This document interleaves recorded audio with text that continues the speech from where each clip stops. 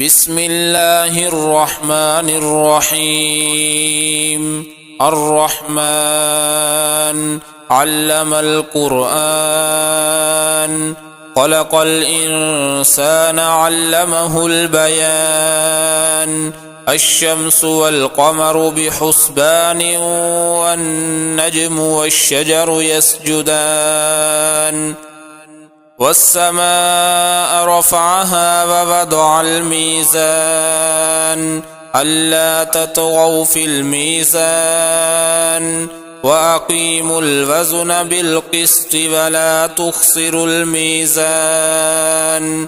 والأرض وضعها للأنام، فيها فاكهة والنخل ذات الأكمام، والحب ذو العصف والريحان.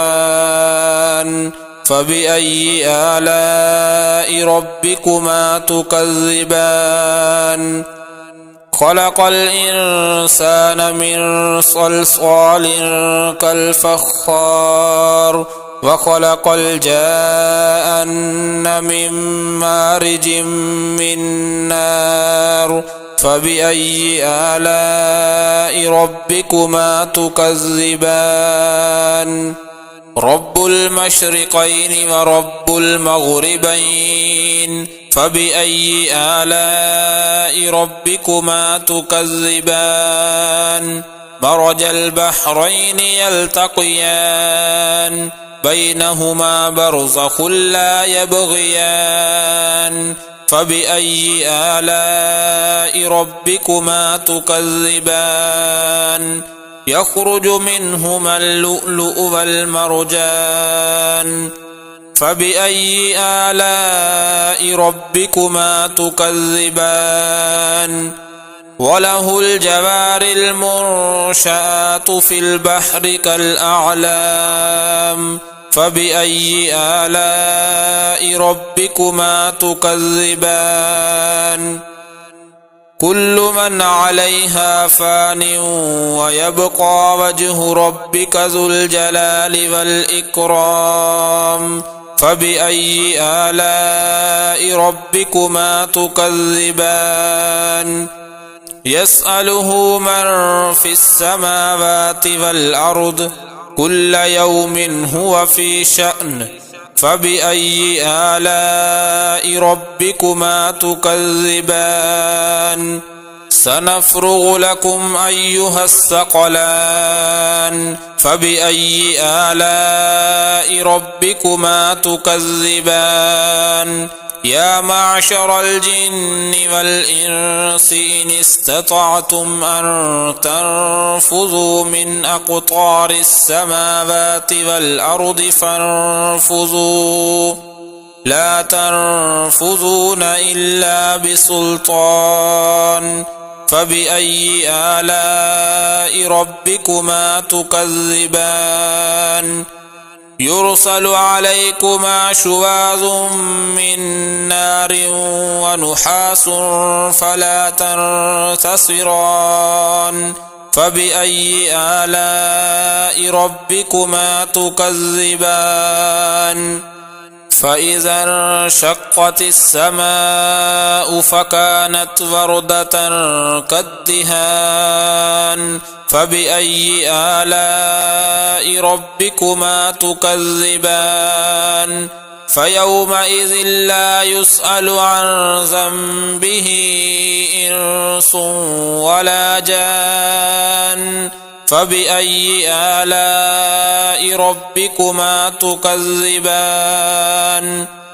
يعرف المجرمون بسيماهم فيؤخذ بالنواصي والأقدام. فبأي آلاء ربكما تكذبان؟ هذه جهنم التي يكذب بها المجرمون، يطوفون بينها وبين حميم آن. فبأي آلاء ربكما تكذبان؟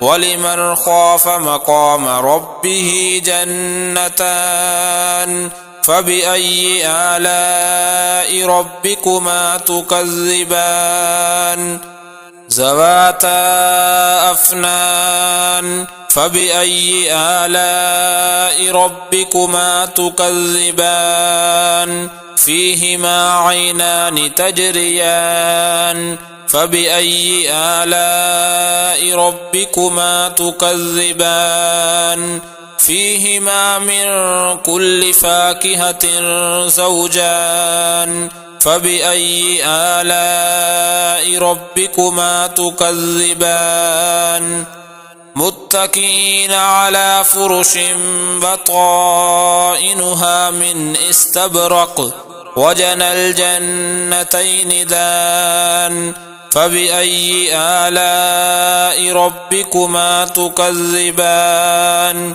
فيهن قاصرات الطرف لم يطمثهن إنس قبلهم ولا جان فبأي آلاء ربكما تكذبان كأنهن الياقوت والمرجان فبأي آلاء ربكما تكذبان هل جزاء الإحسان إلا الإحسان فبأي آلاء ربكما تكذبان ومن دونهما جنتان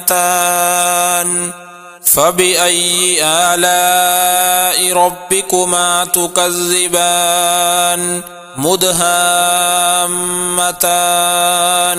فبأي آلاء ربكما تكذبان فيهما عينان نضاختان فبأي آلاء ربكما تكذبان فيهما فاكهة ونخل ورمان فبأي آلاء ربكما تكذبان فيهن خيرات حسان فبأي آلاء ربكما تكذبان حور مقصورات في الخيام فبأي آلاء ربكما تكذبان لم يطمثهن إنس قبلهم ولا جان